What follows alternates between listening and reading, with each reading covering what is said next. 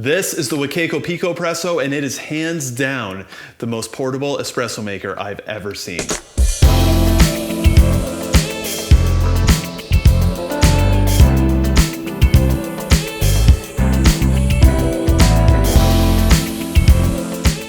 I mean, look at this thing. It is so tiny. It fits in the palm of your hand. You could slip this thing into your work bag or your backpack, no problem. It's almost hard to believe that something that comes in a package like this can actually make real espresso. The Picopresso comes in at $129 US or $190 Canadian.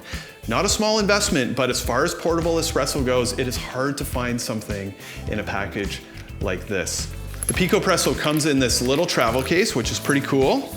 When you open it up, everything is all inside one little package. And it's actually pretty impressive how much stuff they crammed into here. Now, there are some plastic parts to the Picopresso, but I'm gonna be honest, if I'm gonna take this camping, I'm gonna take it to the cottage. A little bit of shedded weight is nice, and the plastic is very high quality. It feels very beefy, it feels very robust. The outside is very nice and soft, very grippy. And the component where the espresso is actually getting brewed, the basket is fully metal. So let's make an espresso with this and see how it does. Now, before we do anything, we're gonna wanna preheat the brew chamber, and it's very standard. It's something you wanna do with pretty nearly any manual espresso machine, because if you're gonna put water into a manual espresso maker and that device is at room temperature, it's gonna suck all the heat out of your water. No good. I've ground up 18 grams of coffee. This is an 18-gram basket. I'm gonna use the dosing funnel they include just to keep the mess down. And I'm going to dump the coffee in. And then I'm gonna evenly distribute it using this WDT tool, which essentially stirs the coffee, breaks up any clumps. Really helpful way to even your distribution. All right, once I have an even distribution, I'm gonna take the tamp, I'm gonna give it a light tamp. All right, so now it's time to make our espresso. So let's dump out our preheat water. We're gonna put the shower screen on, attach the portafilter to the base, grab our espresso glass, fill up the brew chamber with hot water. We're gonna put this lid on nice and tight. We're gonna turn the valve, which is gonna allow it to pop out, and then we're gonna start pumping. Now, after about 10 pumps, we should start to see some espresso on the bottom, 8 to 12 pumps, they say.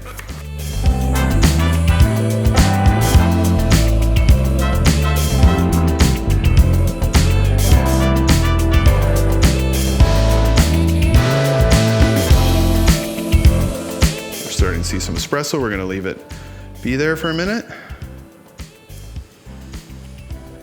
Then we're gonna keep pumping until we have a 1:2 ratio, 36 grams of output, and we wanna pump in such a way that the stream stays mostly consistent.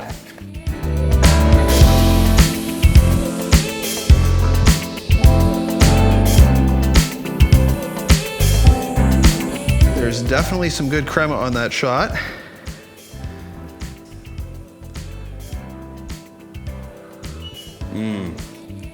That's good.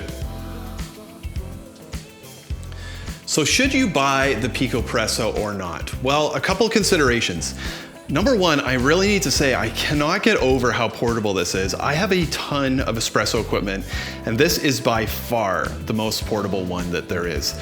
In fact, once I got it and I started playing with it, it became a very strong contender for going with me to the office, on vacation, camping especially. There's no way I'm gonna take any of my other espresso makers camping. This just comes in such a tiny package. You can make long blacks, Americanos so easily. It's really impressive. Not just in terms of how small it is, but everything you need to make really good espresso packs up and fits right inside and goes right inside the little case. A couple things you may wanna consider if you are thinking about the Picopresso, or if it sounds like that may be a good fit for you. Number one, $130 US or $190 Canadian is not a small investment. And really this is a niche coffee maker. It's not a platform that you can expand on or upgrade into a better espresso maker. It very much is fixed. It is what it is, and it does what it does. And that being said, what it does very well, but it's not ever going to replace a countertop espresso maker, for example. One other consideration is It does not come with a pressurized basket. It only comes with a standard espresso basket, and they don't actually make a pressurized basket for it. So what that means is if you're using this, you're gonna need a good grinder to go along with it. Now, there are a lot of hand grinders that will grind for espresso, and they can fit into a very small package like this.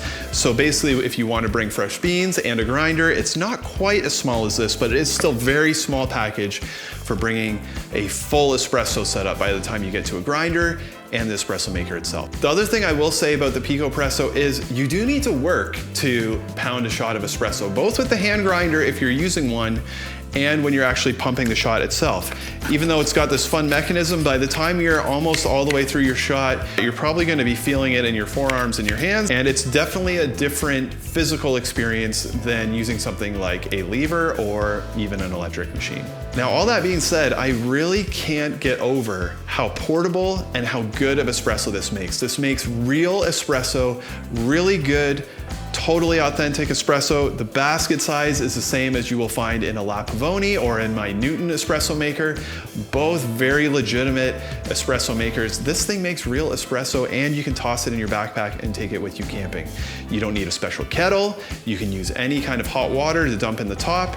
And as long as you have a way to grind your coffee and something to serve your coffee in, you can have great espresso on the go wherever you are.